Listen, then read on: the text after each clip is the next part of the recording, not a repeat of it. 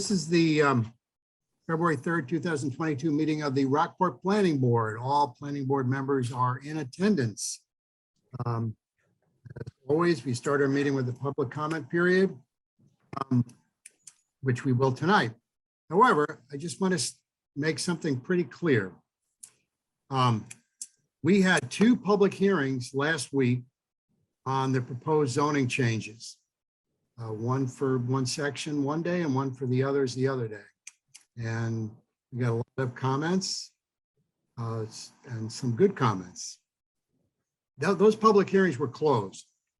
So tonight, we are not accepting comments on those zoning changes. That was a subject of a public hearing. The public hearing was closed. We've gotten written submissions since then, and we're not gonna, it wouldn't be fair to those who participated in those public hearings to now, once the public hearing was closed, to now have other comments with the public hearing now being closed. So if you want to comment about something else in the public comment period, you're free to do so. Anything relating to planning, that's fine. So that being said, I'll open the first couple of public comment period before we get to the minutes. Okay, I do have Toby with his hand up. Okay. You're unmuted, Toby. Toby Arseni, and I would just like to remark that the public hearing was a travesty and not done in good faith. That's all. Okay, thank you for your insights. Anybody else? All right, we'll move from the public comment period to approval of the December 2nd, 2021 minutes. These are quite lengthy. Thank you, Kelsey. And there was a lot of, in fact, I see the meeting ended at 9:20, started at 6:30. So this was a long meeting. Does anybody have any additions, deletions, or changes?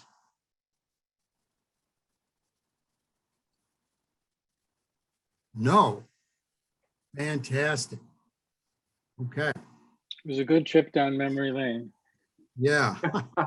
They did spell town wrong Oh, okay. Well, with two T's. That's a we new can one. fix that. If that's it, you've done a good job, Kelsey. That's the worst thing. Yeah.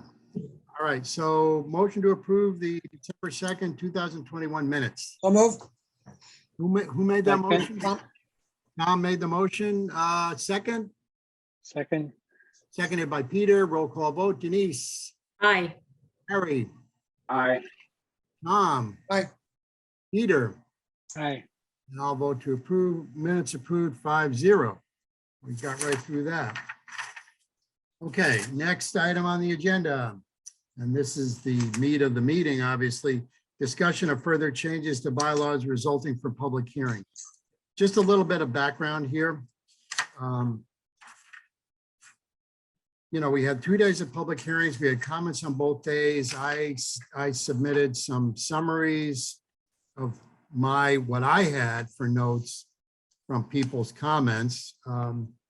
And we've also gotten some written comments since then from other people. And probably the best way to do this is to look at the most, I'd say take it from the most commented sections, and and then we'll get to what Peter Kuttner has done for the floor area. But I think the accessory building or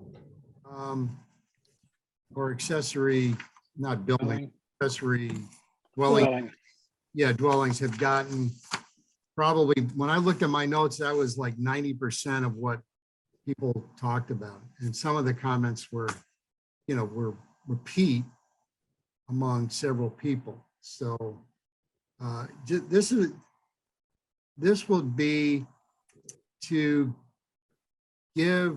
discuss these final comments, to give Chris the comments from us to allow him to really put this in a final or close to final form after tonight.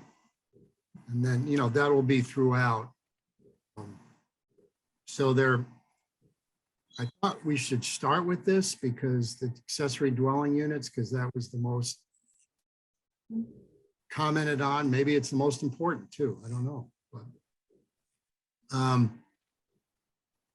so I can start off. I'm happy to do that. I have, I'm not going to identify the person necessarily who made the comment, but I do see that at the beginning, this is the first, unfortunately, my pages are not numbered, but under intent, it says accessory apartments. And then someone said, well, what about other, detached dwellings? And that, I think that's a good point. Is the reason why we wouldn't want to change that to dwellings. Yep, I think that was a good catch for whoever caught that, and I will make those changes. It should be And- dwellings. Yeah, I don't think we defined apartment anyway, did we? No, so I think it's pretty clear that should be done. yeah, I think that's basically, I mean, it's in a few different spots, but for example, anywhere where it says apartments where we know we're talking about dwellings, it needs to be changed. So, and then the other thing, and this is a little more involved, is this will be paragraph 3, rules for all accessory dwellings. Subparagraph C says the property owner must occupy either the principal dwelling unit or the accessory apartment. Of course, they don't talk about the accessory dwelling unit, which might not be an apartment, but this raises couple of questions. First of all, and I think someone raised, might have been Toby, that what if the apartment is owned by an LLC or a corporation or a partnership or something other than an individual? So can we really say the property owner? So I think there's a couple ways. I'm sorry, do you want me to jump in? No, Jason? I want someone to jump in. Sorry. Okay. So the reason that people often like to say the owner occupant is because there are times where some people in some communities feel more comfortable knowing that the feeling that there's sort of an ownership of the property and ensuring it stays high, in good repair and whatnot. And that, at least people tend to think that happens more when there's the owner occupant on site. One of the comments, recommendations was, instead of saying owner occupant, it could just say something like a full-time resident of the structure. It doesn't have to be the owner necessarily. That's another way, but then that might beg the question of what does full-time mean? I think that opens up a can of worms. In terms of this issue of, well, what if it's a trust, it's not the owner? Well, I think in those situations, which I think are rare, that would mean that an accessory dwelling unit probably wouldn't be allowed, is the way that I would interpret it. A trust can't occupy the home, and you need to be occupying it. Well, isn't it the case either with a trust or an LLC that at some point there are people behind it? And those people having an ownership share of a partnership or a trust or an LLC are the owners. So couldn't we keep it at owner and just understand that there are people involved? It's not, it's not a disembodied being. Well, that's a good point, Denise. I think the only way we can do that, and this just goes to the ownership, not to what's occupancy, which is the second question, is we would have to actually define what is meant. We'd have to have a definition as to what is an owner.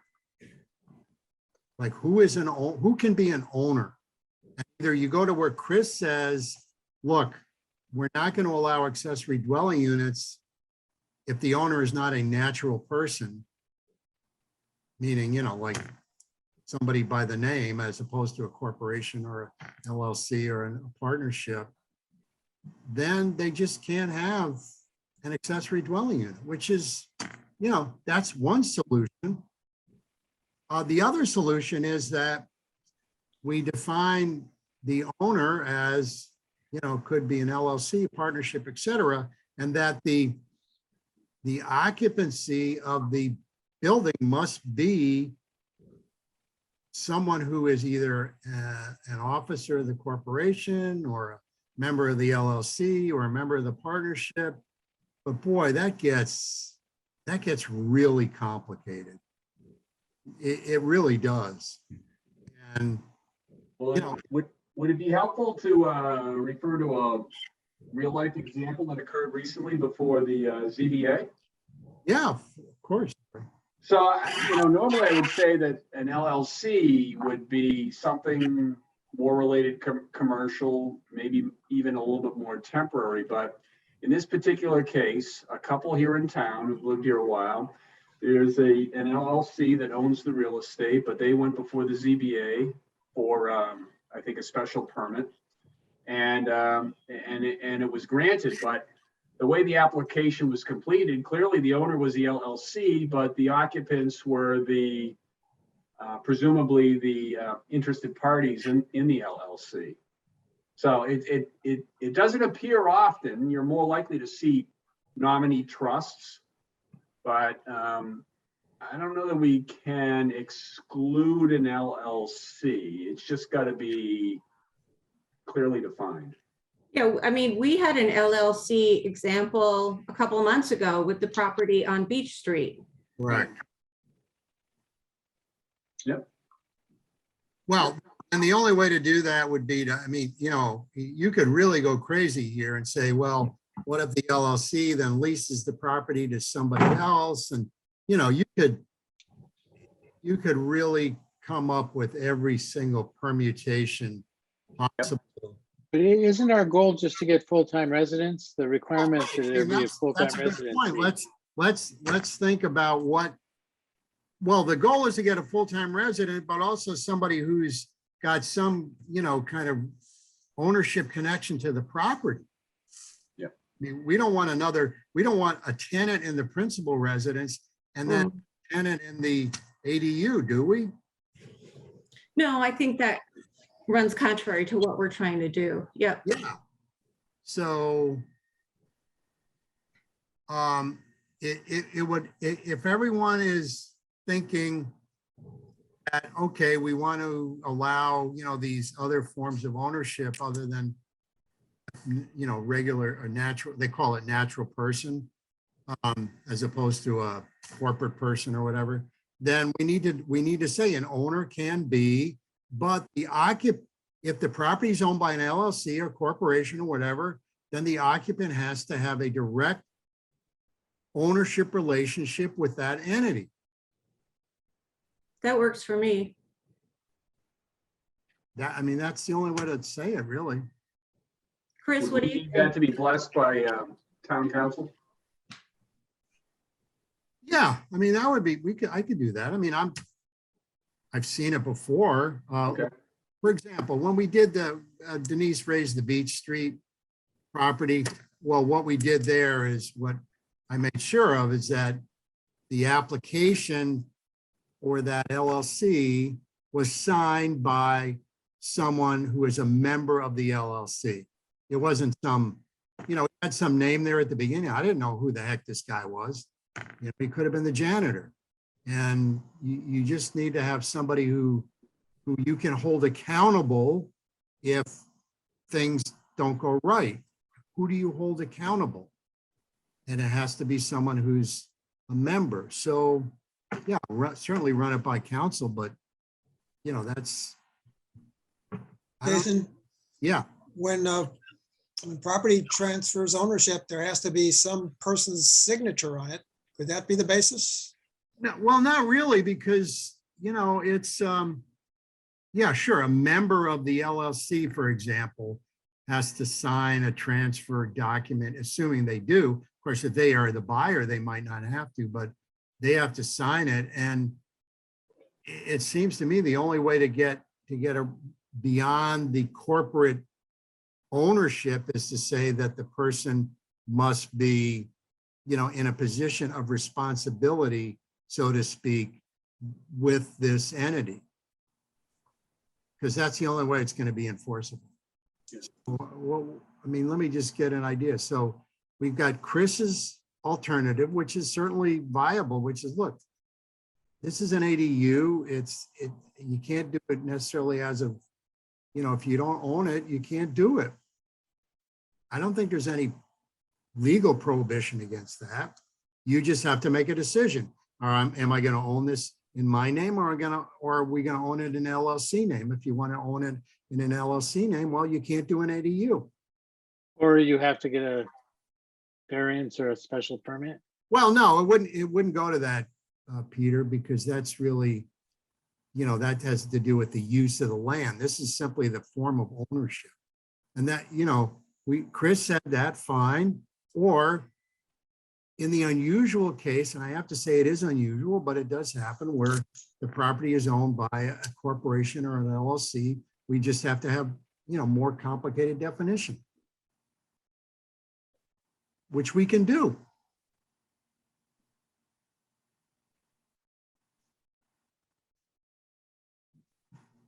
So I I think move that Jason sounds, writes a more complicated definition.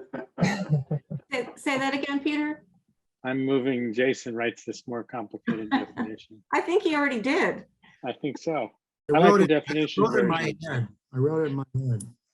So that's the one prong of that thing, is the owner. We can do that.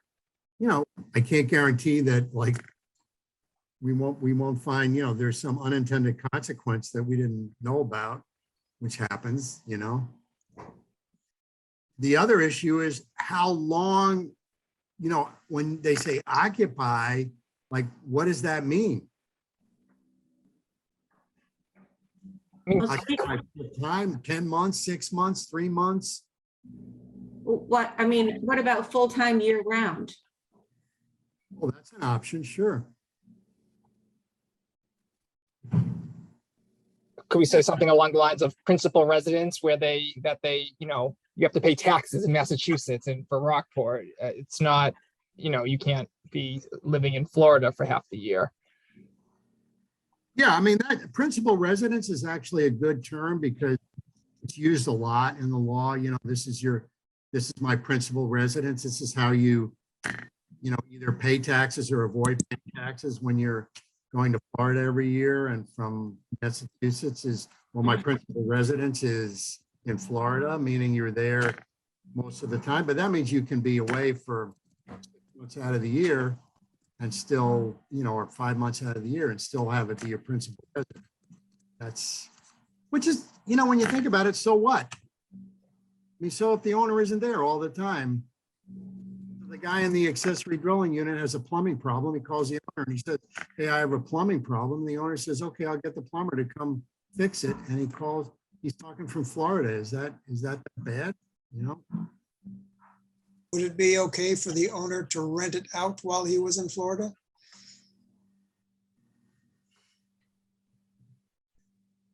It's still his principal residence, right? Well, yeah, Yeah, it is. Yeah. But I mean, what's the idea? I mean, I guess we have to look at, why do we want him to be there? I think we want to avoid a situation where we have, sort of people tying themselves into pretzels to arrange for short-term rentals. Right, we don't want an LLC coming in, buying it and renting it 30 Right. days, 12 Right. times. Well, that holds true of a natural person too, so. Yeah, it goes for, Or of a natural person, right? yeah, this doesn't, what we're talking about now isn't the form of ownership. It's more like, how long does that person need to be there? Physically be in the house.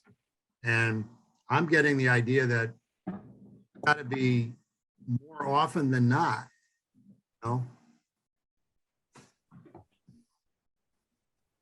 This is also colored a little by the request that, or the fact that principal owner could build the ADU and downsize into the ADU and rent the main house. I don't see a problem with that. I don't either. I just, Yeah. I mean, It's if just as long as they rent it to somebody who's a true blue living citizen who will go to school and shop and do all the things we're trying to encourage in Rockport. I would just add to remember, this isn't for this and for everything. This isn't sort of the end all be all. I think we want to get it as good as we can, certainly right now. But if you realize in a year from now that some aspect isn't working, if there's some loophole, you can address it then too. Yeah, that's a good point, Chris. I mean, we're trying to, we're kind of like trying to figure out everything now, every possible potential problem. And I don't think we're going to be able to do that. Mhm. So let's not drive ourselves crazy. Yep. And, say the look, if it's owned by a trust or an LLC, it has to be, someone who's got an ownership interest in any one of them, and it's got to be their principal residence, and leave it at, like fine. If someone wants to screw around with it and play games, there's always a way to do that. Mhm. There's always a way to do that, and we can't stop every single person. 90% of the people are going to be doing it the right way. There may be a few people who don't, but okay, that gets us to I think we're kind of done with that, unless anybody else has anything else. You mean anything else on ADUs? Because there were. No, anything else on these points, ownership and length of time, because the next one is length of rental of the ADU. That's a big point of comment. Yeah. That probably got more comments than anything else. Mhm. I And most would felt just- that 30 was too short. Yeah.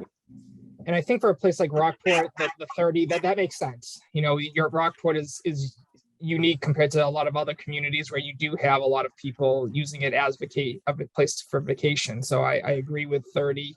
From the notes or the comments that people had said, it basically ranged from being at least one season, and there was one person who wanted it to be a full year. In my mind, that might be a little extreme to require it to be a year long, but it's up to you. But I think it sounds like at least a few months. 1-year leases are not that unusual. I'm favoring that. Well, Tom, I don't mean to say that they're unusual. That is pretty standard.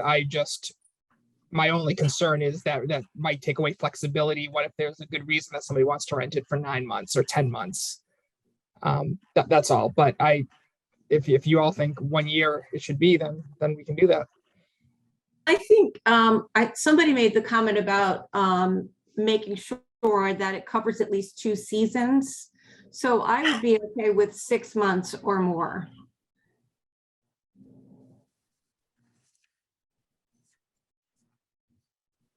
I'm good with 6 months. Now you'd have 2 different people in a year. That's not a permanent resident. No, I mean, they wouldn't do it. By definition, Tom, a permanent resident is 6 months and a day. Right. Don't you want permanent residents? Yes, but I think we also want to give people flexibility. So for example, if you have a senior who downsizes from a main residence to an ADU and goes to Florida for 6 months of the year, I think that's fine. It gives them the option of, living in the ADU for 6 months in the warmer months and then going to Florida in the winter. I don't think we should preclude that. I agree. Isn't the goal here to just prevent short-term? Yeah. Yeah. That's the goal, really. That's the only goal. We don't want people. In fact, the goal I've always heard behind the 30 days was to avoid the 1 week ones. Right. Yeah, but now people are saying, well, look, and they make a good point that, well, short-term rentals, 30 days is pretty Right. common around here. Yep. Rent it for the month of July, or the month of August. Right. Or even 2 months, July and August. People usually don't choose January and February for their. So, Well, it's pretty nice. yeah, it's the best kept secret. So I see what Tom's saying, but I also see what Denise is saying, that, you know, you got to give some flexibility. People do want to leave for a little while. And it's not necessarily, the key here is it taking away the goal of what we're trying to do? That's the question we have to ask ourselves. Is it not meeting that goal if we do 6 months as opposed to a year? And that's a question.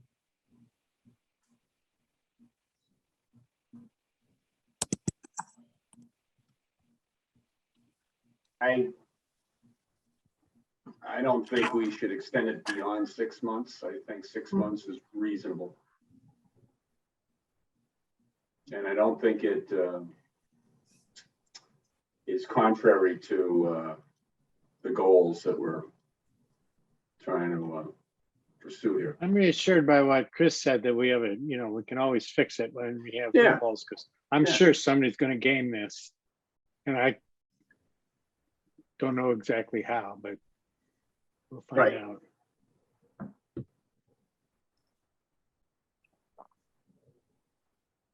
Of course, we could always put it back to Chris and say, hey, Chris, what are other towns doing?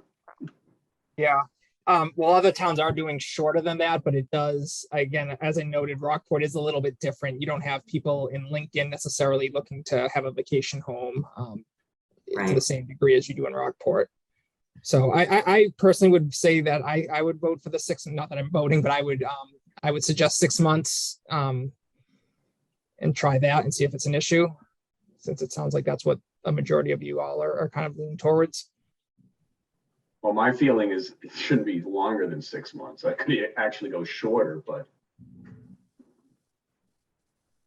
leave that up to everybody else. It sounds as though we have a kind of a consensus here that 6 months would be kind of a compromise between those who might want it shorter and those who might want it longer. So 6 months, we'll plug that in.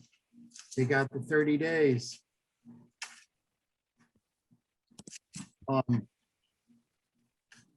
Jason, sorry, I was muted here. I thought the goal was to have people that are permanent residents. And when you put 6 months, you're gonna have seasonal residents.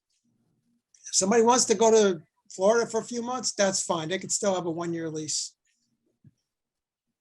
Well, we're not talking about the lease, we're talking about, this is, I mean, that's the definition of a permanent resident, is 6 months plus 1 day, according to the IRS. So Yep.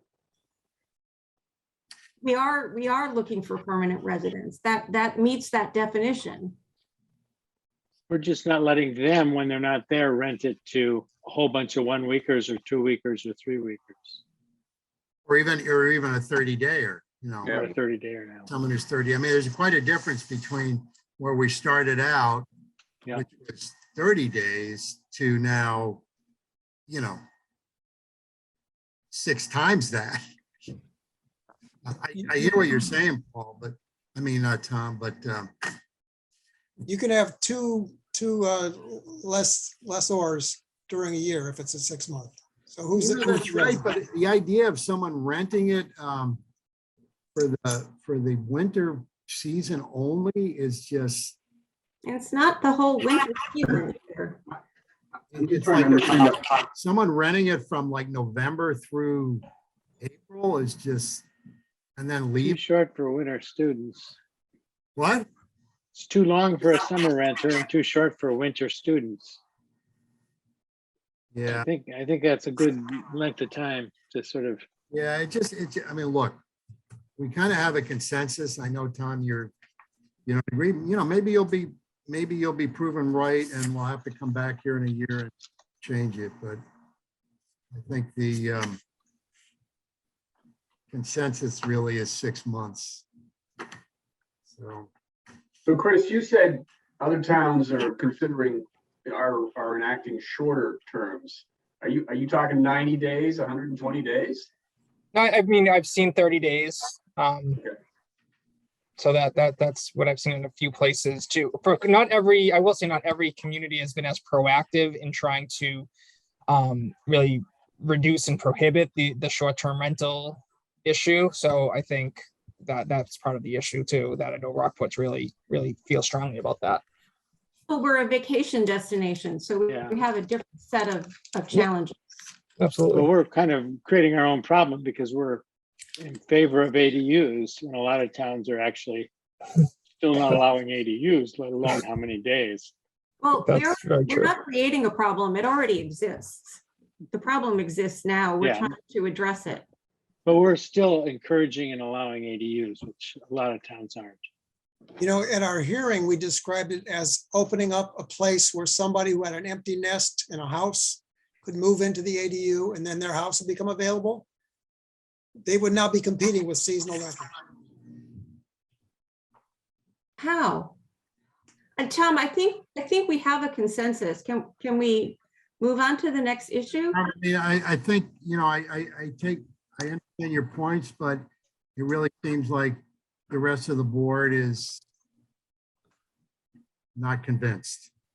So, It just seems contrary to the logic that we had previously expressed, but yeah, you got a consensus. Go ahead. good. Well, let's move on to some other points here about ADUs. There was another question about what is habitable space, Chris, that isn't defined. I don't know if that needs to be defined, but how do we deal with that? I can look so it's not in the definitions. I can look to see. No, if I it's- quickly looked for it today in the building code. No, our zoning code refers to the building code defines it. The building code defines it. Okay, then I think that's Yeah. taken care of then. And I just couldn't find the section online today. Well, But we Peter, referred where to it. does the zoning code, in the ADU section, it refers to the building code? No, I've forgotten now. Definitions? I was looking for it when I went into. Is it in those notes under dimensions and But let me ask, you're the architect. Is there a definition of habitable space in the building code?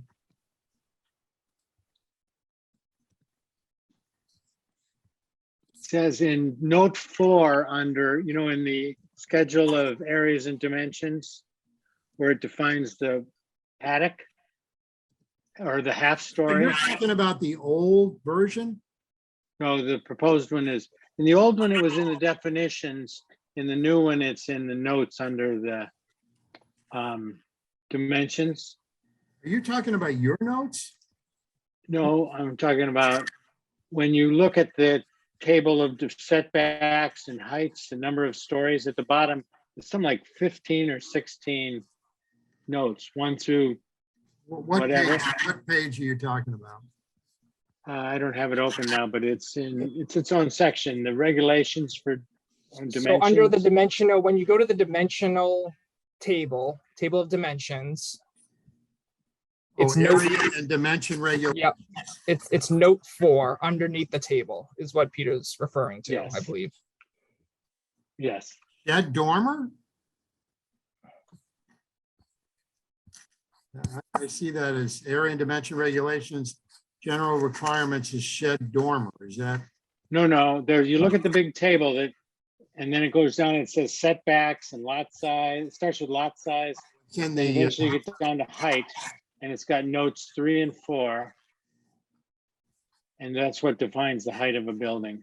okay, yeah, I see. And then number 4 ends by saying habitable square foot area under a roof is defined in the state building code. Well, then I think So, some reference in the ADU that you're referring to the same thing. Some cross-reference. I think our table is now called and ADUs or something. Oh, wow. Didn't you combine the name building and ADU in the title of that chart? I'm really not on this. I'm looking at the existing zoning. Their schedule of area and dimensions, accessory building. Yeah, and the existing, this is the proposed one we're voting in. Okay, you're not looking at the existing one then. No, I'm looking at the one where, and the schedule is now called the Schedule of Area and Dimensions, Accessory Buildings or Structures. So it includes that in the title. So, because they're now all conforming to the same things. Okay, I understand. I think, Jason, your point that we should, in the ADU bylaw, just add a note to refer again to the state building code makes sense to me. I don't think that it Yeah, hurts to what's the add. harm in doing that? I mean, why don't we So just, what's under our bailiwick isn't really determining whether it's habitable. It's determining whether it's allowed in size. well, determining what defines So habitable. we just, yeah, so we define that part of the attic or accessory building by its area, not by whether it's habitable or not. Right. We don't but- actually care. Yeah, but we're talking about two different things here, Peter.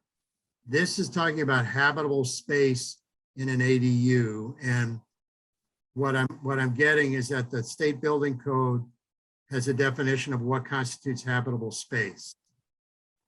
Not gross floor area, but habitable space. So why not reference the building code? Yeah, I just don't know what the number, I just didn't find where the building code did it. I just know we defer to it. Can I just offer an alternative then, potentially, Jason? I don't know, want Yeah, to go necessarily. ahead, let's. see So if we under can- the, so we're talking about the rules for the dwelling units. It should be 250 square feet to a maximum of 900 square feet, or a percentage of the total habitable space of the principal dwelling. Right, Maybe we shouldn't refer to habitable space. Maybe we should just refer to the gross floor area I of think the so. principal dwelling. well, that's fine too. And that would That would solve it. solve it. Yeah. So we turn habitable space into gross floor area. Okay. Good solution. All right.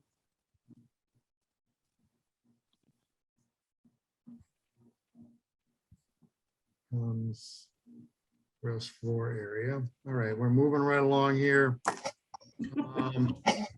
Oh, next one of them, what is the principal dwelling with a two-family building that has an ADU? I mean, maybe we just don't have two families with ADUs. Well, I think I think that would actually make it a little more complicated, Jason. You could do that, but the other suggestion that came through was just say for the purposes of this, it's in the case of two families, it's whichever the smaller dwelling unit is. Well, what if they're both the same size? Well, then, I mean, that's I thought 40% the of one of them. question- It doesn't matter. I thought the question was if you had a two-family, can you build an ADU? Well, that's Or you want what I thought it multifamily. was. If you have a two-family, can you build an ADU? Well, yeah, obviously, an ADU, what, can be up to 900 square feet? Is that correct, Chris? Yeah. Yes, so the way it's written right now, two families can have an ADU. If you don't A want third unit. that. No, I think we say per lot, one per lot, I think. I can double check that. But It is- the it does two-family say- already has two units in it, and so the ADU becomes a third. It would be a Unit. third unit, correct, but it's an ADU. That's why it's not a two-family. It's a two-family Yeah. plus an ADU. So if you would prefer not to have that, if you feel like two units for that lot is enough, regardless of whether it's a two-family or a single family with an ADU, then I can amend it to reflect that. But right now, it's not written that way. I think it's okay because they're still bound by the same eventual size. That's how I would personally feel. Yeah. Yeah, I agree. Yeah, I don't have any preference, any opinion one way or the other, so. So if we do leave that, then the question is, if it says it's 40% of the principal dwelling, it obviously doesn't mean of the entire, two-family structure. It needs to be of one of those dwelling units. So we just have to clarify which one. And it seems to me like you would just say, if they're not the same size, somehow you word this more eloquently. If they're not the same size, you take the smaller of the two. It's a percentage of that one. It just would be the lesser of.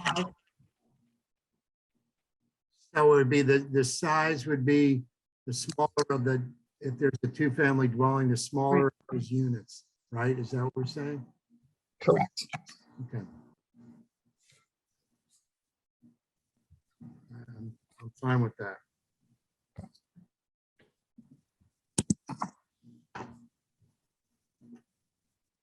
So are we allowing a third unit on the lot or not?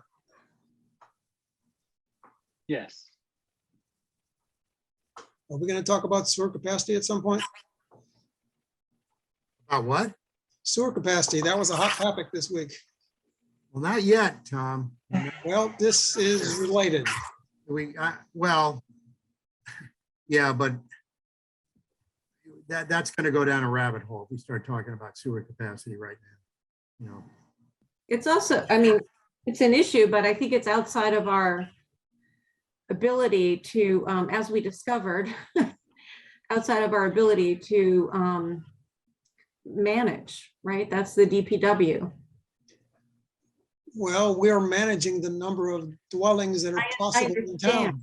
Well- We're creating zoning. That's all we're doing. We're not We're managing. creating- I mean, what about the TOVOD? That the density and the number of possible units there is much higher. Indeed. yeah, we're not managing the sewer capacity. If the town of Rockport decides that it doesn't have sewer capacity, then they can pass a law that says no more sewer hookups, and that'll end it. But we're not at a point where we can make that decision now or even evaluate it. I mean, I had one of the commissioners, I was on the phone with him for an hour last night. And, you know, there's no answer to that at this point.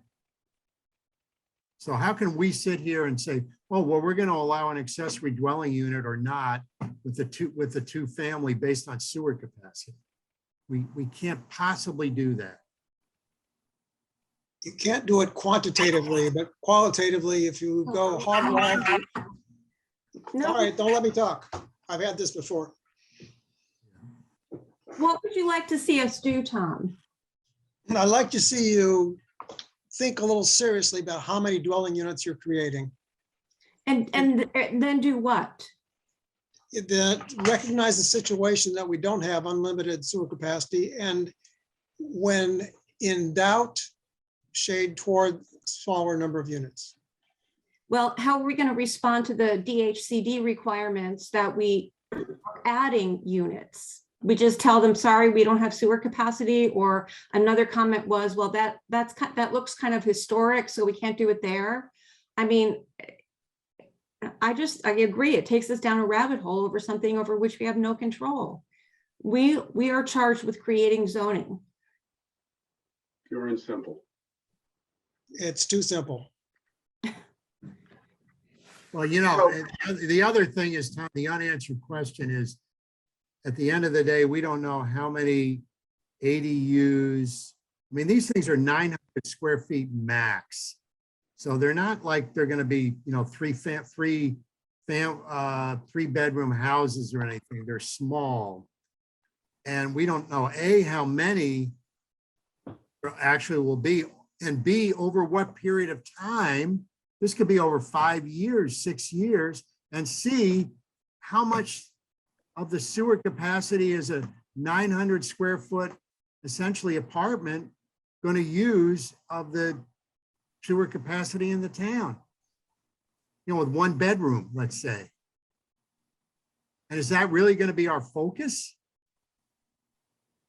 We just need to be conscious that there is a limit and we can't go hog wild with number of units. Yeah, I don't think. Isn't the solution to address the capacity issue by building more capacity? Or are you suggesting we shouldn't even consider that? We're limited by our discharge permit. It's not the capacity of the plant. Oh, it's a permit issue. You know, where this, wait a second, I'm going to take a time out here because this discussion is, we're talking about a very specific limited issue, which is two family dwellings that happen to have an ADU. In terms of the greater scheme of things, I can't imagine that that's going to be our make or break issue for the town's sewer capacity. Can't imagine that. So let's, again, there's a consensus that that should be allowed based on the square footage or the gross floor area of the smaller of the two-family dwellings. And your concern is noted, Tom. I think we're all concerned about that. I just think that our mission is to have a vision for the town that's able to grow, accept new families, and hopefully potentially even be affordable in the future. Mhm. And the message that we would shut the door because we don't think we can come up with sewer capacity would be a different kind of message. I would just add, if you get to that point where you are really at the crunch, where you are running out of sewer capacity, you can always very easily, other communities have done this, initiated a temporary moratorium on new housing. So I think you can address that. There are ways to deal with that other than Yeah. saying that, what we're trying to do here. Well, the DEP will do it for us. Yeah. As they've done in the past. All right, well, this will be a good segue into the next question here, which was,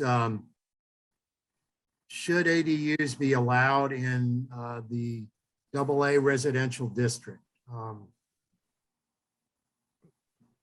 Which is kind of related.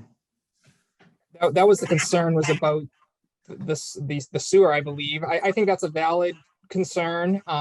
One thing you could do would be to only allow that so one option would be just prohibit it, as was, I think, suggested by Mr. Hutchins. The alternative would be to allow it only by a special permit. And so, because there might be some situations where the ADU maybe makes sense. Again, you're probably only adding one bedroom as an ADU. So that would probably be my suggestion, but I think prohibiting it is also fine. Or you could just allow it, but continue to allow it by right. But I do think it was a valid point to bring up. Let me ask you a question on that, Chris. If, I know, like, for example, with the multifamily district, it has to be as of right but is the same consideration there for an ADU? I don't know. I don't know if it is. Yeah, you're talking for the simple vote. I believe it is okay. I don't have the regulations in front of me right this second, so I could double check that. So we could say make it a special permit pending the fact that you can still do the simple majority vote. You could also not make any change to it now and have a separate warrant article, frankly, just to make that, if you want it afterwards, just for that one district, and consider that district later.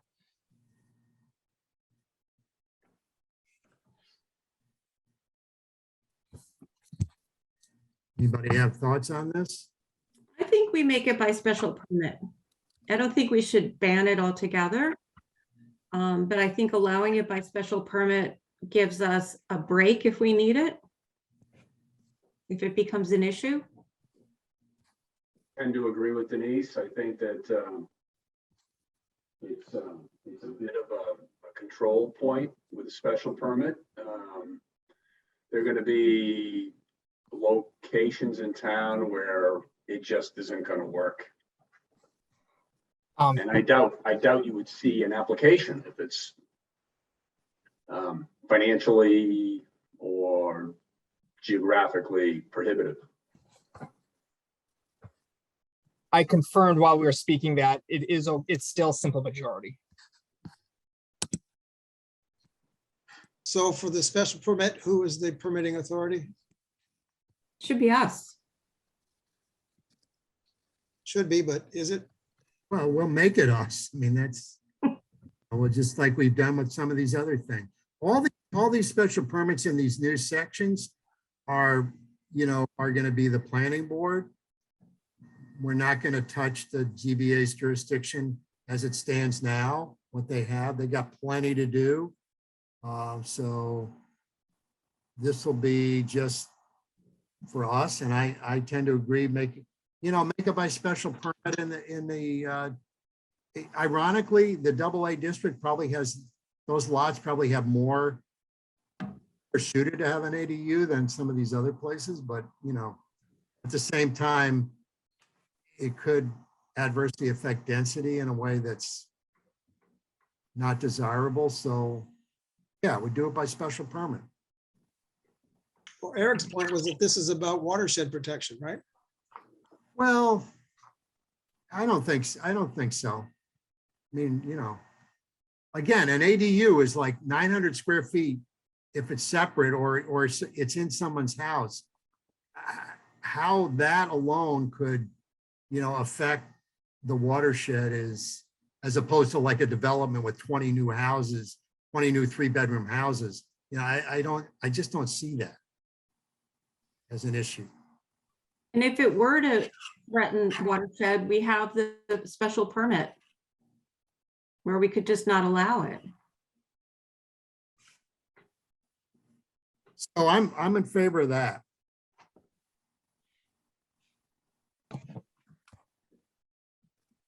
Anybody else have, I mean, still open for discussion if anybody has another point of view. Yeah, I wouldn't change it until we understand it better. You wouldn't change it to what? It's currently not allowed, right? No, it is allowed It is allowed, it would be allowed now. Well, In all districts. by right now. right. But Tom's, I think, saying that today existing, it's not allowed, is I think what he's clarifying, and that is correct. Wait, today what? Your existing bylaw does not allow accessory dwelling units in the AA district. Our Right. first proposal was to make it by right. It sounds like most board members now would like to make it by special permit. Tom is suggesting that it's remain prohibited.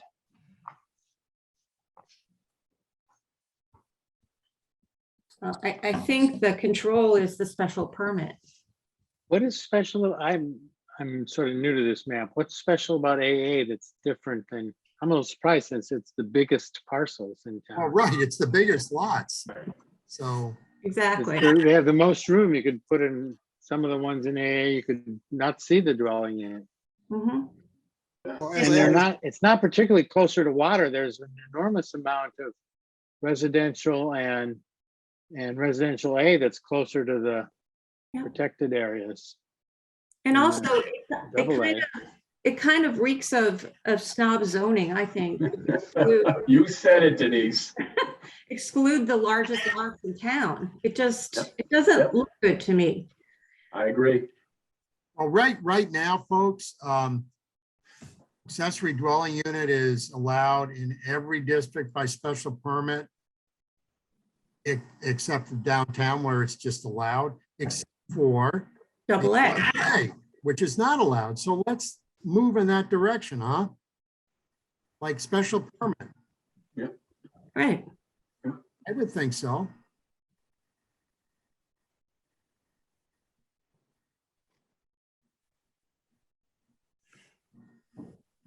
Works for me.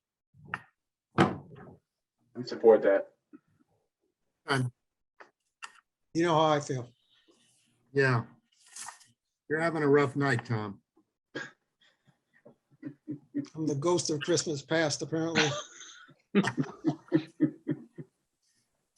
Okay, one other comment. Well, not one, yeah, I think we're almost at the end here, of this, at least on my notes. Could the ADU be sold separately from the principal building? And I think we have something in there that it can't be divided. Is that correct, Chris? You? Correct. That's already in there. It's a good question, but the answer is no, it cannot be sold. Okay, so that's the answer to that one.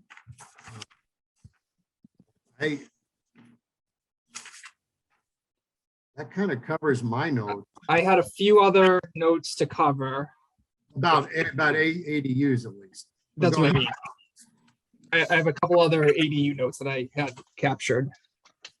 Do you want me to run through them? Yeah, please do. Okay. And I'll try, I think I would, we're about an hour in, so I think we should try and be pretty quick with these. These are a little bit smaller. So one was that, should we add clarity about existing accessory dwelling units being grandfathered in? We could add a sentence saying that. I think it's also understood under the law that existing uses are grandfathered in. So I don't personally think it's necessary, but it's however you want to handle that. I mean, I think that's understood, right? It's how the zoning works. Well, so if you don't apply for a building permit, then, you know, you're not, this is only in a case where someone's trying to apply for a building permit, right? Yeah. I mean, so the only way I can put it, add some other language in here, Chris, is put it in the very beginning and, you know, statement of intent or something. And this is meant to apply to, you know, newly constructed or permitted, ADUs, and leave it at that. I mean, it's kind of self-evident, but you're right. Some people don't understand that. And it'd be a good thing in there to just throw some general language in there. That makes sense. Yep. And then the other question that came up was, should there be required to be separate utilities? I don't get that. I don't think so, but I just wanted, it was a question. So, okay. When I was looking at the standard, at the Fannie Mae definition of an ADU versus a two-family, not having a separate meter was part of the definition of an ADU. Yeah, I don't know why you'll leave it up to the property owner, whatever they want to do. I mean, it's. All right, then let's close the book on ADU and move to the next one. Jason. One more thing. Oh, sorry, Tom. I thought you said all special permits were by the planning board. No, not all special permits, just the special permits relating to what we're doing now. ADUs. No, And OSRDs and TODOV, like TOVDs. changes that we're making. All the new sections should be by the planning board, and Chris knows that, and he'll make sure that that's in there. Well, I'm reading the ADU document and all mentions of special permits say Board of Appeals. Well, which ADU document are you reading? The draft of 11022. Okay, well, then I think it was implicit that that's going to be changed. Well, we're not taking away any of the ZBA rights right now. What we're doing is adding rights to the planning board for things that are new, right? That's correct, and which is what this would be, because for 90% of the ADUs, there's no special permit at all. It's only the one in the AA. Right. I'm telling you, all mentions of special permit in this section are for the Board of Appeals, not a peep about anything from the planning board. Well, guess what? I mean, that's what we're gonna change that. ADUs.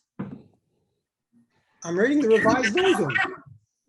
Tom, right now, under the revised version, where do you see that there is a requirement for, right now, we were suggesting everything would be by right. So there was, for the ADUs, there was nothing in the proposed version right now, or there shouldn't be. If there is, I'll make that change, but.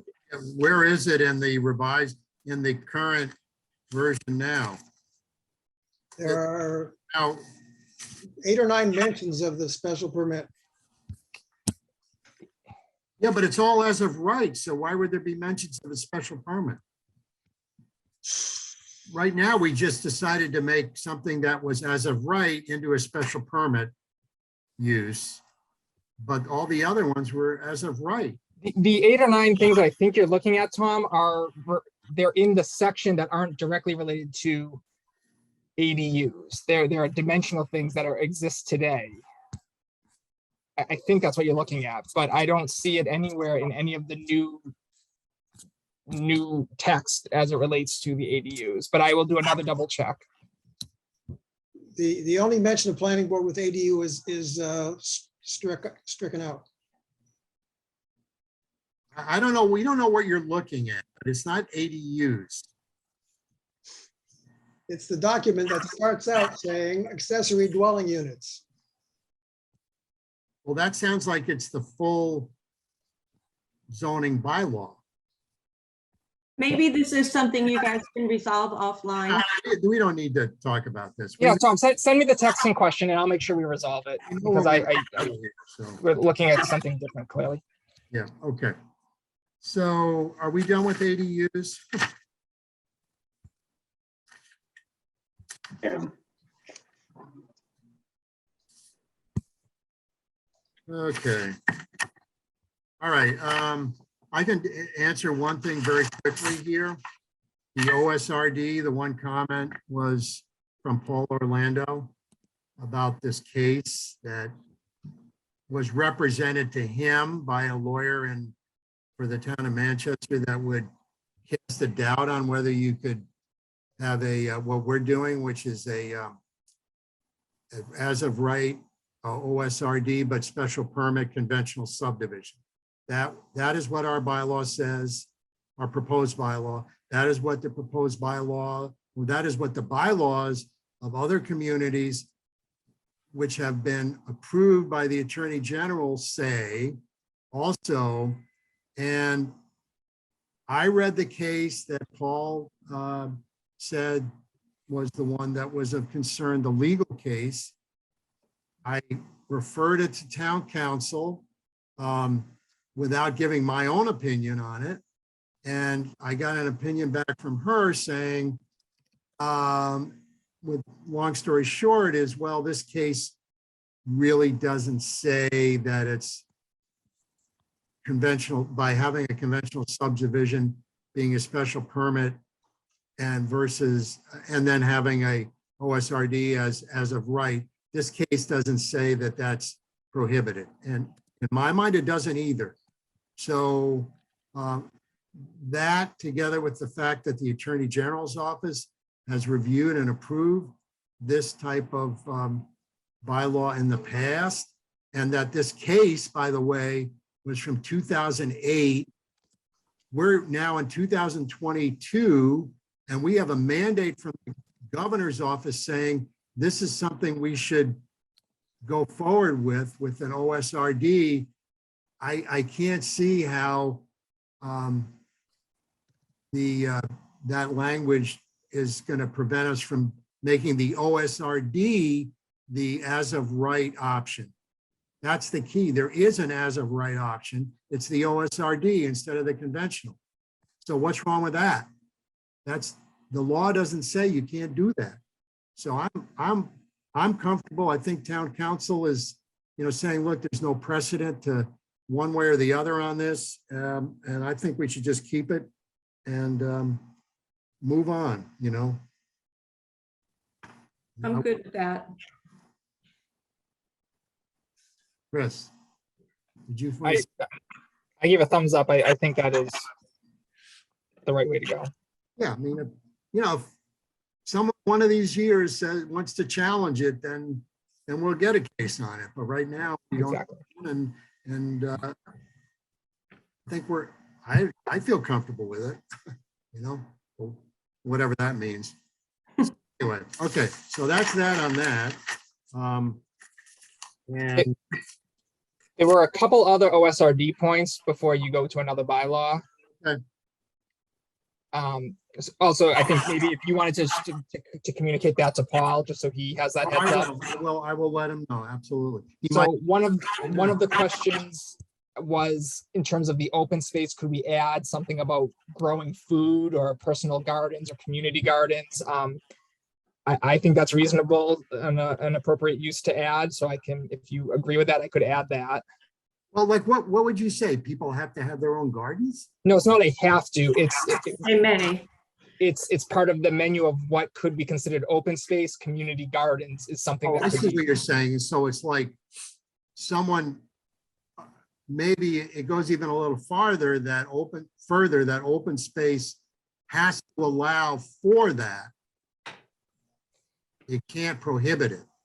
well, I think it gives you the option. For example, you could just say that this open space is going to be, woods and trails, and that's fine.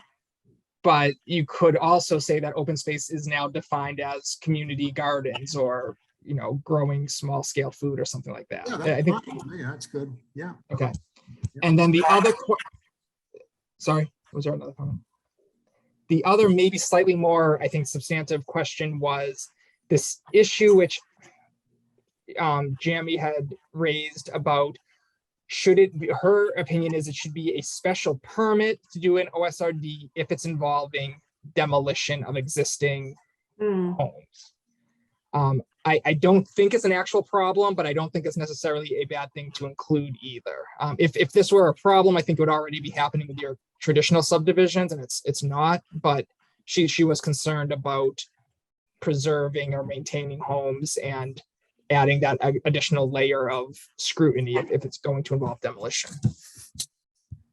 Well, I do see her point because there has been quite a bit of demolition in town of kind of traditional homes in favor of mega mansions, But McMansions. particularly if we're making it easier to do an OSRD and Yeah, we're so slightly harder to do a typical. Yeah, but you see, okay, I understand what you're saying. But first thing is, what if it's a home that's kind of a, you know, a dump that they want to tear down, and then we're going to make them get a special permit for that? Right, yeah, if it's a, 19th century house and they want to rip it down to put up a subdivision, everyone's concerned about that. But what if it isn't that? What if it's just a regular old house? And then we're starting to say, okay, well, actually, you do need a special permit to get an OSRD under certain circumstances. And that worries me a little bit. Because before we didn't, it was just, no, it was as of right. And now, okay, well, you tear down some house that no one would give two looks at, and all of a sudden you got to get a special permit for it. We do have an historic district. You can't just. Yeah, but we would never have an OSRD in the historic. This has to be, this is going to be out somewhere where there's some land to develop. It's not going to be, in the historic district. In the historic district, they probably couldn't even do it, period. right. So I'm not convinced we need that. I don't think, Hmm. I hear what everyone's saying, but that's me. I can be overruled. Would you want to say something that like it's required for buildings built prior to, I don't know, 1920 or something like that? Like put a date on it? Or is that too arbitrary? But here's the next step. Okay. Being married to an architect preservationist, what do we do? What are we going to do with this special permit? In other words, what action are we going to take if someone wants to do this? Are we going to say, no, you can't tear it down? That would be pretty extraordinary. Or no, you got to move it? That would even be more extraordinary. Well, that's been done. I mean, I think the Oh, I know Historic it's been done, Commission, you said it Yeah. can be, but I'm just saying, if it's one thing if someone does it because they want to do it, it's another thing if we're making them do something they don't want to do and spending, money on doing something they don't want to do, that becomes a problem. what I was saying, Jason, was that I think the Historic Commission has prohibited recently an owner from tearing down a building in the historic district that they wanted to tear down. Oh, I know. I absolutely. No, I'm very familiar. Like I'm No, listening, I have those conversations. But if somebody's assembled enough property for an OSRD and one of the buildings is worth saving,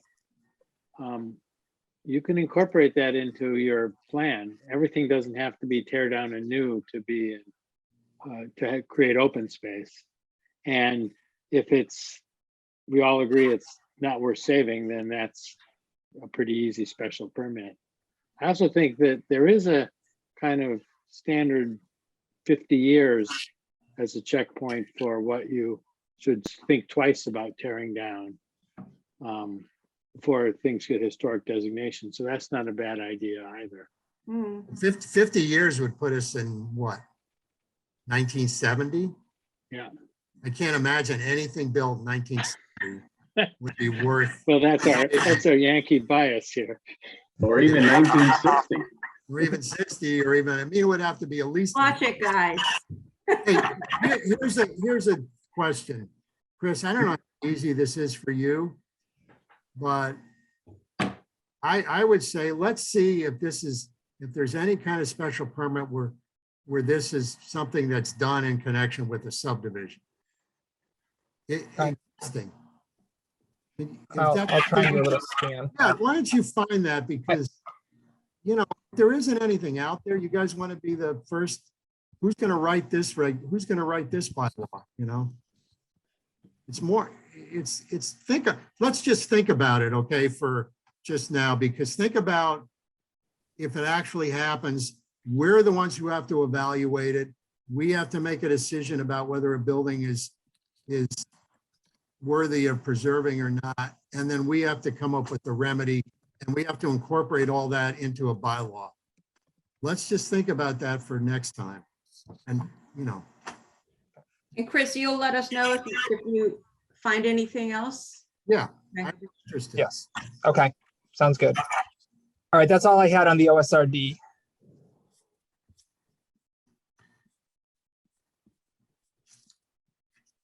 Okay, what's next then? The TOBD? Yep.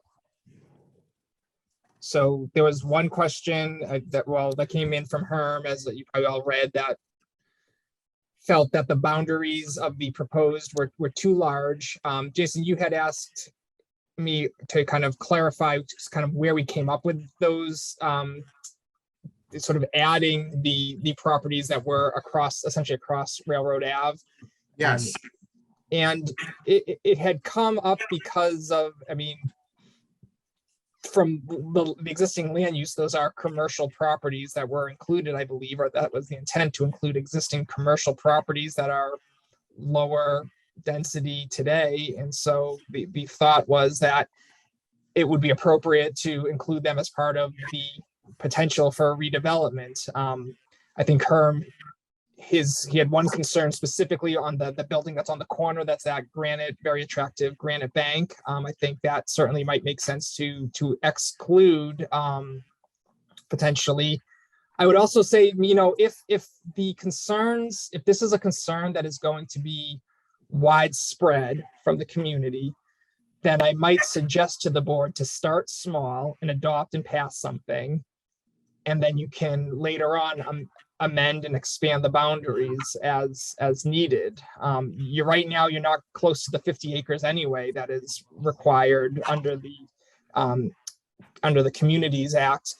So going from 12 acres to 10 acres, I don't think makes a big difference. I think my sense is if you adopt this mixed use overlay district, it's going to kind of show DHCD that you're moving in the right direction, and you would have sort of that relief in the near term to still apply for MassWorks grants. I think they in fact sort of mention a 5-year, prove you have a 5-year plan if you don't get it in the first year. So this works nicely in a 5-year plan. well, you know, I guess part of I understand what Herm's saying, but I think it's kind of maybe a misunderstanding of what this is. This is not an urban redevelopment where anybody's coming in there and tearing down properties for someone to develop it and put up a multifamily units. This is an overlay district on an existing zoning that will always remain there. And the only way anybody's ever going to do any development in this area is if the owners of these properties, either one of them, 2 of them, 3 of them, 4 of them, or whatever, decides that they want to, you know, sell the properties to somebody who will then in turn it into multifamily, which could also mean that these existing Victorian houses, don't forget, under the way the draft guidelines are written, the existing Victorian houses could be turned into, you know, 3-unit dwellings and be in compliance. Well, the bank could be turned into a dwelling with, What? the bank could be turned into Yeah, I mean, as long as- several units, As long and as the you got- parking lot could become a second building. Yeah, that parking lot is really underutilized. I don't know. I go by there every single day. Yeah. Yeah, there are no more than like 2 cars or 3 cars parked in there. And that's during the day. I mean, at night. forget it. You need that length of drive up, length of parking lot just to support the cars stacked up at the drive up on Saturdays. Oh, Yeah. shit. Well, yeah. But it's like, and there are lots of, and the other problem is there are other buildings in between, that don't really catch one's eye at all. I mean, there are buildings in there that are really not things that anybody would miss. But again, no one's tearing them down. Right. No one's redeveloping them. This has to be up to the owners of the property. So I think it's, and it's not just Herm. I mean, I think it's other people have a hard time conceptually that this is not a proposal for redevelopment where things are going to be destroyed. It's the wishes of the people who own them now. That's just never going to happen. So, you know what I'm saying? I guess I would just submit just to think about, again, we don't want perfect to be the enemy of the good. And if there are people who are sort of, their breaking point are these parcels, for example, and they want it to be a smaller and they would vote in affirmative for the smaller, then maybe that does make sense to start with something smaller, like I said. Yeah, I see your point there, Chris. I guess I don't have a sense for how widespread this concern would be. I just don't know. I mean, the owners of those properties are not in the historic district. So those property owners could make changes to those dwellings now. He was expressing concern about the historic nature of that corner. They could make changes now, and as long as they comply with the code, they're fine. Let's not forget that the bank building was significantly upgraded Right. within the past 10 years. It looks much, I wouldn't say much different, but it is different from what it was. Yep. And it's And it's certainly, an improvement. yeah. And those the ATM lane and the banking lane certainly aren't historic. Nope. Nor is the parking lot. So, it's not, yeah. But look, But I think Chris makes a good point. I do So, too. yeah. I can't, because I don't have a strong feeling that, we need that property on the other side of Railroad Avenue to complete this thing, I don't feel that way. Yeah, the concern I have is that we start excluding pieces here and there, we end up with less than nothing. Yeah, you can't do that too, though. The guidelines, for the ones that at least that we can comply with, say that the properties have to be contiguous. Yeah. They can't be like a little one here, a little one there.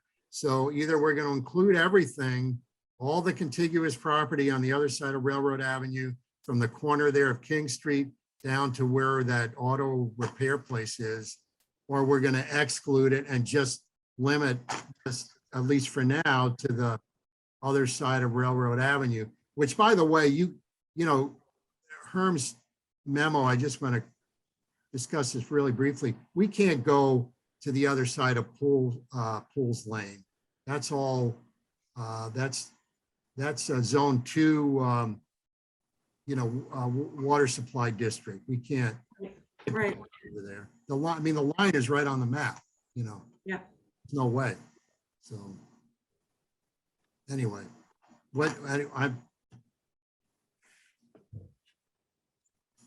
I'm ambivalent, so anybody else?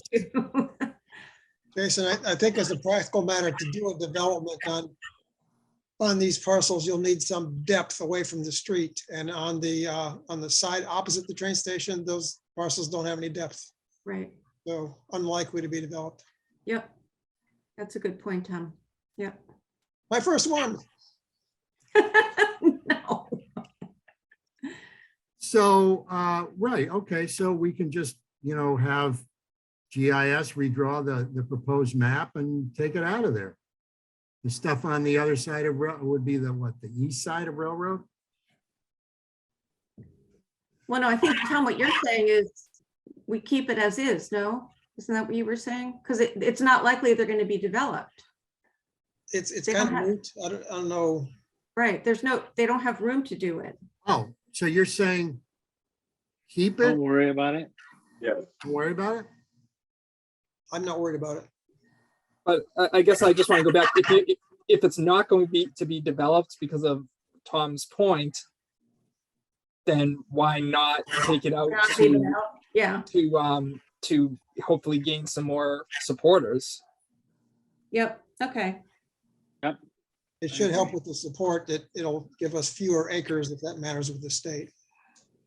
Well, right now, It'll, at least what they're proposing now, which could change, we're under that by significant amount. yeah. But, at the end of the day, that isn't going to make a difference. That isn't going to matter. Yep, okay.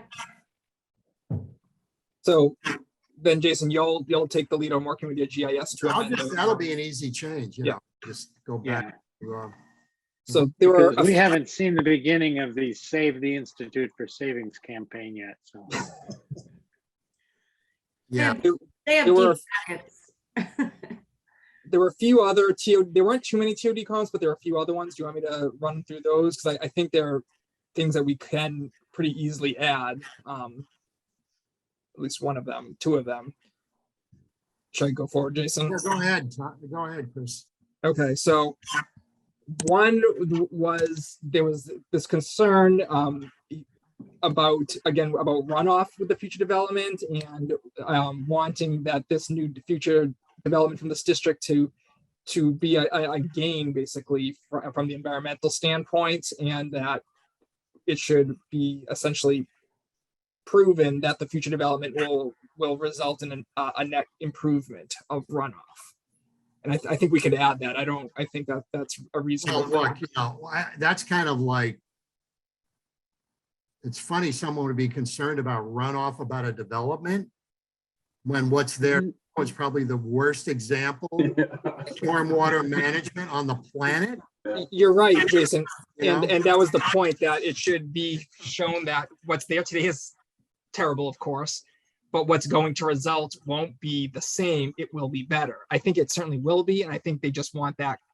Yeah, to be but shown. here's the thing, and that's fine, but here's the thing, I want to try to not confuse this. That really is project dependent. And, we have a special permit to issue on this project. Isn't that the time that we address things like that? Well, most of this would be by right, because that's part of the MBTA communities, that you would develop mixed use by right. And so I Yeah. think we probably want to spell it out. Yeah, I thought I thought there was some special, Good point. site plan review, I'm sorry. Site plan review, yes. They You do said have site plan review. you can have site plan review, you just can't use it to deny a project. And I'm just wondering if, Well, is there any harm in adding it? Even I mean, if, you're going to add open space as part of the future development. So I think you're going to get this improvement. I think it makes sense just to sort of ensure that a developer isn't going to put it makes sure that they don't put more pavement than they need to. Well, and it Shouldn't this also- be at some higher level of the zoning? I mean, don't regular developments and anything built in town have to comply with water runoff? well, you raise a good point there, Peter, because right now there's the town's stormwater management bylaw regulations are really deficient. I can say that actually actively being worked on by the government bylaw committee. So by the time, this is just I'm just guessing here, but by the time anything happens with this area, if it ever does, then the stormwater management bylaws and regulations would be in place. But again, not to belabor the point, fine, Chris, go ahead, put it in there. Because like you said, it can't be any worse than it is now. and it also telegraphs to any potential developer that this is something that we're going to take a stand on before we get to site plan review. We have to see the plan though, to know what, Agreed, yeah, but anyway, so we're going to put it in? why don't you put some language in there, Chris? And The one other one was, there was a concern related to this. I think this is also valid, that this is the terminus of the train station and it is very loud. And there was a hope that the regulations could include something about sound buffering. And I think that's also something that is reasonable to include if somebody wants to develop redevelop the Whistle Stop Mall, to add in as part of the essentially approval of the development, including that type of it's only a couple parcels, I think, that would really, this would be relevant for, but I think that could make sense to include sound, some sort of language around buffering the sound. Ooh. How do you? Yeah, I wish we could get the MBTA to do something. Yeah, I wish there was actual sound buffers. Good luck. Some yeah, might have I say electrification. include it. I think any can't development- imagine what that would look like. I can only imagine really doing it at the structure itself. Triple paned windows or something. Triple pane windows, double insulation, yeah. Hey, what do you want to have, a 10-foot high wall or something between? Yeah, Yeah. even that doesn't really work. Yeah, I don't think the idea would be that you could ever eliminate it, but you could hopefully reduce it, I guess was the Yeah. thought. Yeah, The main why- people you're reducing it for are the new residents of the development, right? It would be for the Big new street. residents, but it would hopefully also carry over to the existing Yeah. surrounding areas as well. I mean, of course, it would. So, like, the only sound buffer I've ever seen are the ones on the highways, and they're really ugly. So are we talking about something, requiring something like that, if it isn't necessary? Highway, an 8-lane highway, sure, but, So when But since they- we can grow hedges as long as as tall as you Yeah, want. no, I mean, when they started to look at sound mitigation around Logan Airport, they went into the buildings and addressed Yeah, construction and issues within the buildings. I don't know how you address something that would affect the landscape. I think what we'd find is people would tend to put the buildings closer to the trains, insulate the buildings and use the buildings to keep the open space from getting the noise and from actually having to look at the trains. In terms of noise, eventually the trains are going to be electrified. That's But I true. don't know whether that comes before or after this property gets developed. Good point as well. Okay, so does it sound like then there's no action to take here? Because it's unrealistic to expect that sound buffering? Is that what I I'm would, hearing? I would say that for site plan review. I'm sorry, Jason? I would say that for site plan review, because we just don't know the nature of we don't know the nature of a project that might come there, and it's hard to, lay down the law now and without knowing what might be there, I'm sure with site plan review, we could say, hey, put some 8-foot hedges along there or something, and Denise needs to be unmuted. Thank you, Harry. What I would say to folks who live around there is, when I was on the Board of Selectmen, we did try to get our elected representatives to work with the MBTA to no avail. But I think if there was enough pressure applied by people in town, we might get them to pay more attention. And I don't think going directly to the MBTA is going to get us anywhere. I think you have to work with Anne, Margaret, and Bruce. So that's just a suggestion. yeah, I mean, I agree with you. The MBTA is not going to do anything. Mm-mm. And look how quickly they've done the bridge across the Anniston River, So can only imagine. Yep. Bottom line is, let's just leave it, Chris. I think that's too many open. We do in site plan review list noise, soundproofing and sound dampening as criteria. Yeah, so that. Okay, Yeah. so then that's, I think, just the answer if it comes up from a question, to say that it is already. It's already taken into there. account. Yeah. Perfect. Okay, now one last, I think, is that it on the TOVOD, Chris? The only other one, which I think we probably don't want to touch, was one, I think it was Jamie suggested actually expanding the boundaries to include the Rockport Public Housing Authority homes, in the sense, for the idea that if those are ever redeveloped, that could allow for mixed income and now be multifamily. I don't think that's a bad idea to include them necessarily, but I just didn't know if you want to open up that debate. I don't think we can. Based on, I was kind of really getting into the weeds with the guidelines here, but that's public property. In fact, I was trying to find out today actually who owned it. And I went to the assessor's office and all they could tell me was that it was the Rockport Housing Authority. And they couldn't tell me any more. So Jason, it goes back to your point. It's just an overlay district, so it doesn't Yeah, but mean I mean, anything you will ever can't- change.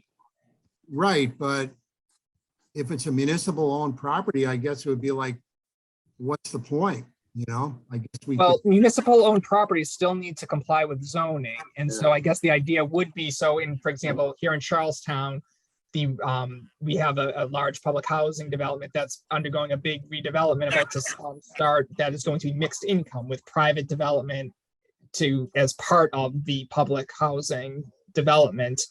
I could see something like that someday occurring at a much smaller scale, but I believe you still need the zoning to be appropriate in order, even if it's a publicly owned land.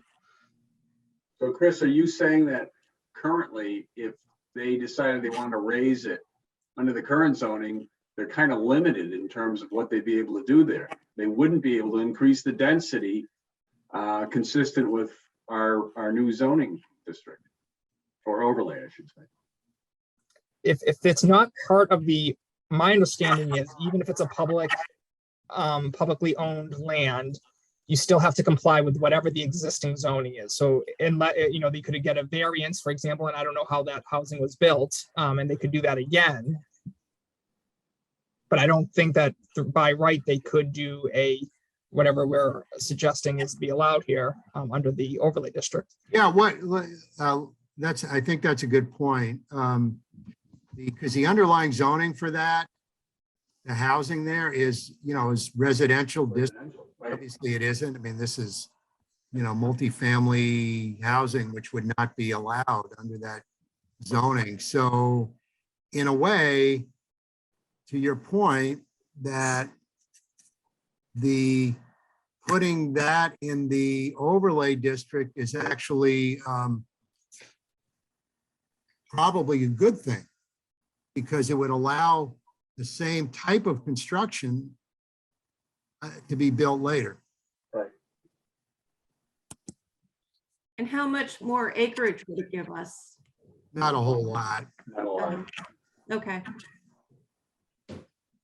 Well, if we're gonna add that, why don't we add the property that has the different colored houses next to each other? The townhouses? Who owns that? It's privately owned, I believe.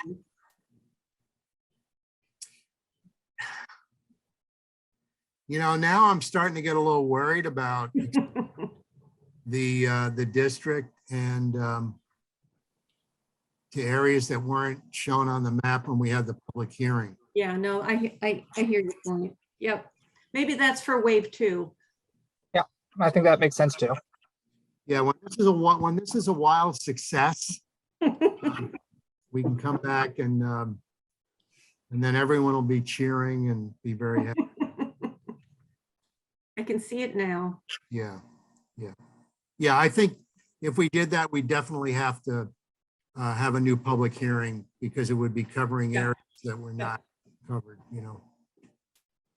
This idea of everything needing to be contiguous I don't think that's true. As we grow, we can have multiple 13 or 10 acre areas within the half-mile circle. They don't have to be I don't know, contiguous with if each it's other. that size. I thought the minimum contiguous was 25. 25 acres. on the 25 50 acre. acres is the minimum contiguous. Oh, that's the minimum. Yeah, and they want 50, right? So it's Right. 2 spots. Right. Yeah, it's gonna be, we're under the 50 and we're under the 25, right now at least. Right. Again, those are just draft regulations on which they're seeking comments, so, we'll see what happens. That'll be a while. Well, the half-mile circle turns out to be just about exactly 500 acres. So the 50 acres is 10% of the area that they've designated, which is kind of in line with affordable housing goals and all kinds of state goals. So I think if we start seems like that'd be supportable. small, Mhm. Oh, absolutely. it'll be, less frightening to everybody. I mean, all of a sudden you come in and say, guess what? We're going to rezone, half the 50 acres. Rockport. That's going to be tough. Well, and we can also test the concept and, reassure everyone when everything doesn't get torn down the next day. Yeah, with exactly. development. Yeah. Can we go back to the comment about town-owned land on the town map? All town-owned map is not in a zone. Well, all I can tell you, Tom, is that I contacted the assessor and the owner of the property is listed as the Rockport Housing Authority. So she didn't know any more than that. I didn't get a chance to go any further than that.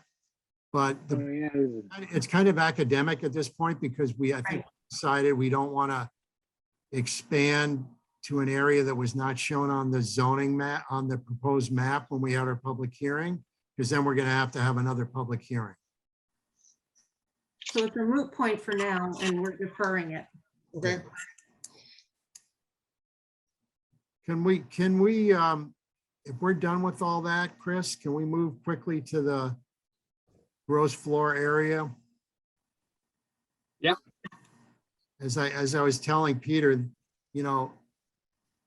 10% of our zoning law is giving us 90% of our problems. And this is one of that part of that 10%. So you can see that Peter's handout, which has a very nice diagram on it,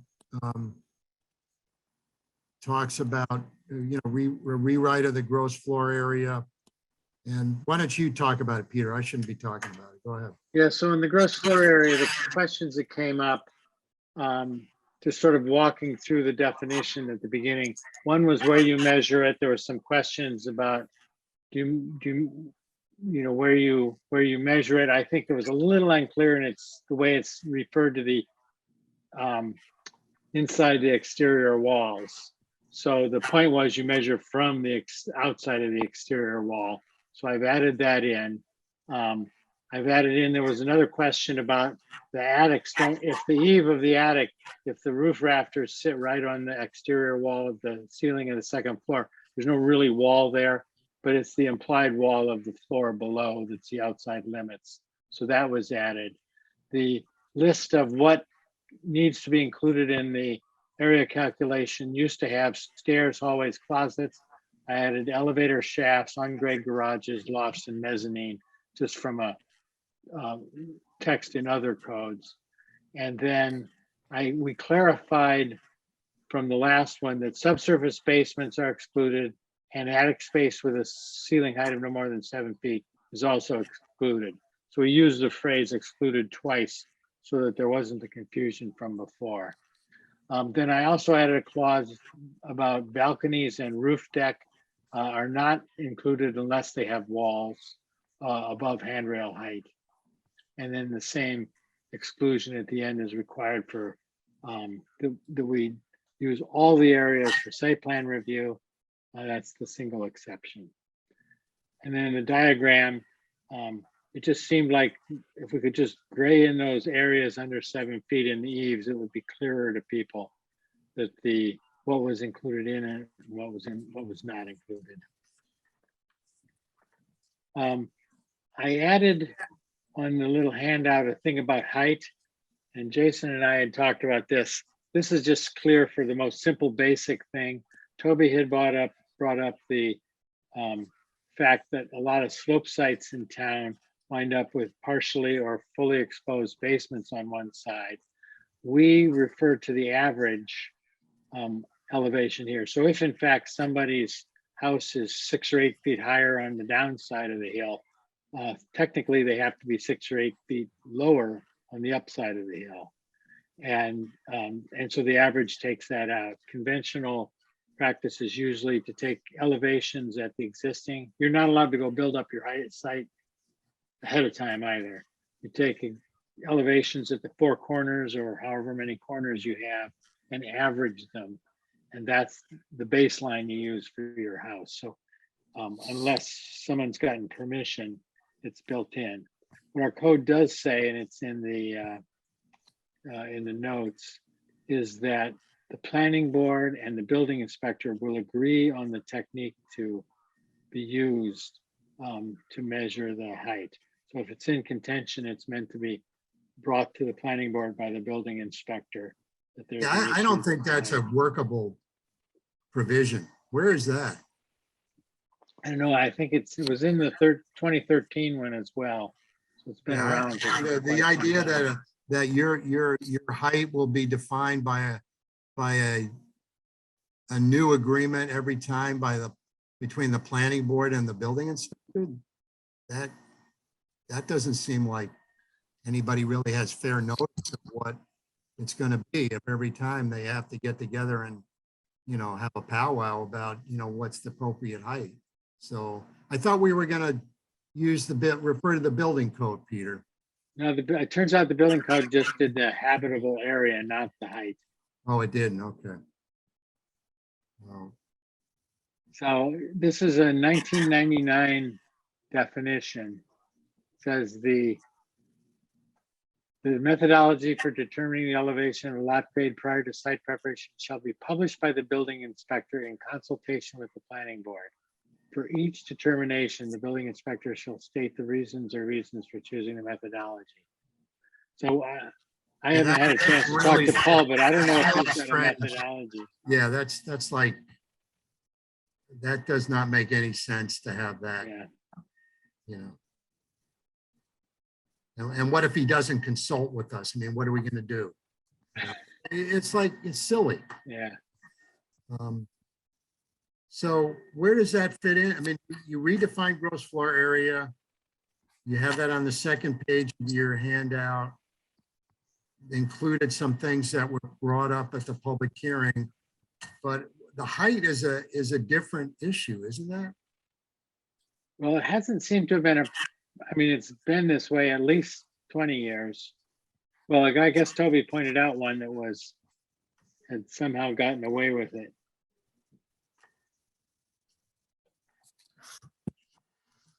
But in my experience, everybody uses the corners. Toby pointed out a notorious example that people are concerned about not having happen again. Yeah. So where is the definition now that is in question? The height of the building is in that same set of notes that had habitable space, numbers 3 and 4. Are It's you, the same language we used in 99. Just we Okay, carried the man. same language. I'm trying to see, are you talking about one of the proposed revisions or the existing? The Wow. proposed revision. It was put in the existing one in the 99 version. It continued in the 2013 version, and in the new one we're proposing, it's moved to the section on regulations and dimensions. Okay, what page? I don't know, Chris, are you looking at the Sorry, I don't have it up right this second. schedule of areas and dimensions? Okay, well, there's area and dimensional regulations. That's page 30. That's the section. Yeah, And it's a few pages into it is the chart. And below the chart is the notes. wait a second, I'm gonna.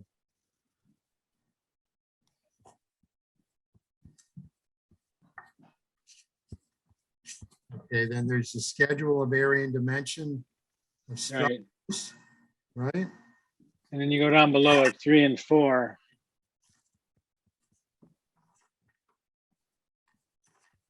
Okay, it says half stories? No, the one before it, vertical distance to the Vertical ridge or distance. highest point of the roof.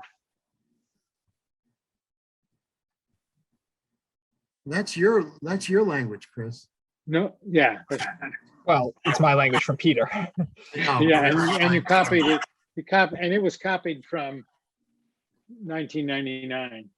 So isn't there a standard definition of height that we can use? We can't be making this up for the first time. No, what's messing us up here, or what's in debate, is how you determine the average the average for the ground. If you're on a flat lot, height's no Right, isn't there problem. a standard definition for that we can use? According to this, the buildings inspector has a methodology. Right, and has to confer with us, but Yeah. is there not in a term, a Well, definition? conventionally, I've Existing always average heard grade. averaging the corners. So why don't we use that? And we use that, that's better than this, I think. Existing average grade. They're coming to us every time with a height issue and saying, well, what should we do, guys, you know? And I don't think that, not since I've been on the board, has the building inspector come to us to confer about that. Never come to, I've never heard of that. Yeah, I think we need a fixed definition that anyone can read and rely on. and that is in common practice. Should we ask Paul what he uses and see if it's? I can just tell you because I went through the process. And I had to provide a survey of the existing conditions. And then they came up with an average existing grade. And from that average existing grade, you measured to your ridge line, to your peak. Right. Simple as that. Yeah, you average it and then you measure, and then that's your height limitation. Is that right, Howard? Right. Yep. Yeah. The two methodologies I know of is you measure all the outside corners and average them from the surveyed elevation of the Yeah. existing site, or you measure all the outside and inside corners of a typical house and Yeah. average. Are those are written down somewhere, Peter? No, those are just what building inspectors told me over the years. Oh, okay. I think they might be written down somewhere. I'd say let's Paul may know. well, yeah, let's put a bookmark on this. And I mean, we don't need Chris involved with this. I mean, this, No. you know, we can work it. But you know, by the next meeting, we'll have an answer.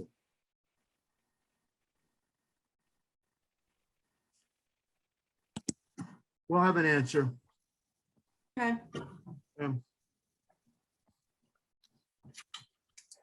But the rest of it is the gross floor area. Is that everyone okay with Yep. that? I think Peter's done a pretty good job. yes, Yep. thank you, Peter. Yeah. Yep. Thank you. And I like the diagram too, because that could be part of the bylaw, you know. So to clarify, I'm going to use this updated definition from Peter and add the diagrams. Yes, that'll be kind of incorporated in Yep. the area. Yeah, you'll have a little diagram there. Yeah. Okay. Which just basically shows what's stated in the definition. Okay. I sent you a Word version, didn't I? Yes, you did. Thank you. Okay. Okay, I think that's all I have. So I have about 3.5 pages more notes. Many of them came from Jamie. It's obviously just not practical for us to try and go through them all tonight. So what I could do is I could go through them and I could put what the comment was and then put my sort of suggestion in writing and send it to you.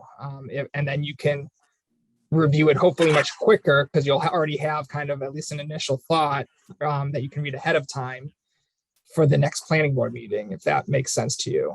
I think some of them are things you don't need to necessarily take up now.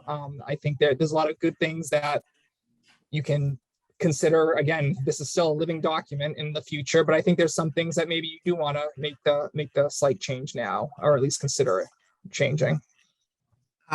Chris, where were your whose notes? Jamie. The woman, Yeah. I'm sorry. Jamie, the attorney. Yes, Jamie, the attorney. Yes. Yeah, I mean, she gave us a whole, Yeah, and what Chris is saying is that there are a lot of her comments that we haven't talked about tonight. So he's going to go through and notate those comments with his comments that respond to them. yeah, that's fine. I mean, I read it over and it seemed like a lot of her stuff was, you know, it was good, but it was not specific, like bylaw specific. It was just general, but yeah, go ahead. Yeah. Well, I We- guess you- there were we've some. touched on about very- half of them. What? There were. Sorry. Oh, I was just saying, I thought some of them were there were a lot of what I thought were very specific comments, like to Yeah. definitions and whatnot, that I think, again, you don't have to respond to every comment just because somebody in the public makes them, but I think some of them are worth at least thinking about. Okay, well then, go, yeah, that would be fine.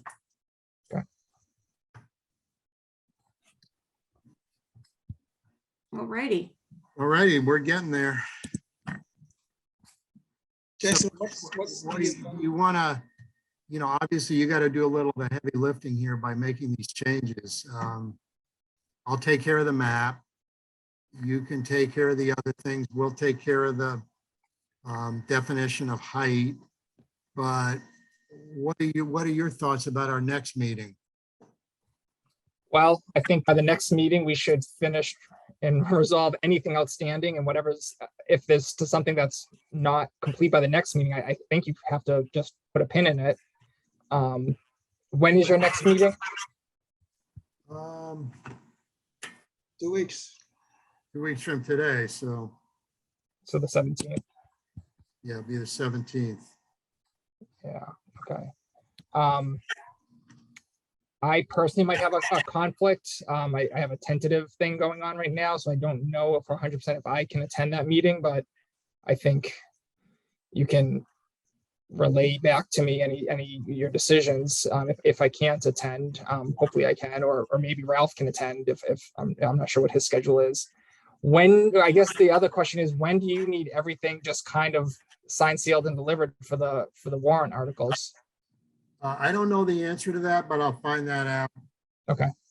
Tomorrow. I know that, the town has, they put us there's a placeholder for us. In other words, they know we're coming and they kind of know what it is and how long it is. So I'm not sure when we need to have it in absolute final, but certainly before the end of the month. Yeah. I'll find out more for you tomorrow. Okay. All right, and in the meantime, I'll make all the changes that we've discussed tonight. Okay. All right, great work, everyone. Okay, are we done with the further changes to the bylaws? Do we want to move on? Tom, do you want to talk about your thing now or wait till the next meeting, maybe? Even the net zero, Yeah, that's being led by others. I'm just helping get it on our agenda here. Christine Downing. What? What did no, it's on the agenda, but I'm just asking you, do you want to talk about it now? We've been talking for about 2 hours, or wait till the next meeting and put it on the agenda for the next meeting? Well, the I would proponent, appreciate- Christine Downing, is here, and I assume she's prepared to do it if you have time. But if you want to put it off, that's. The only question I have is, what are you asking, what is someone asking us as a planning board to do with this? This is a resolution to be signed by the Board of Selectmen and the school committee, and the ask of the planning board is whether we will support that. Yeah, I don't know if I'm ready to get into this now. I would appreciate it if we could defer to the Yeah, I next. mean, to give it a fair, I want to give it a fair comment. That's fine. I'm just not, after doing all, it's now 8:30, almost 5 minutes away. We've been doing this for 2 hours nonstop. I don't think it would be fair to you guys to start up on something that's going to take at least a half an hour for you to explain it, and then us to, figure out what, if anything, we want to do. So. Don't you agree? Yeah, I'm fine with that. Okay. All right, why don't we do that? Just go on to the next time. We'll put that on the next, the agenda for the next meeting. Just roll it over, and apologize, Christine. Christine deserves some sort of award. Well, she had to listen to all this nonsense.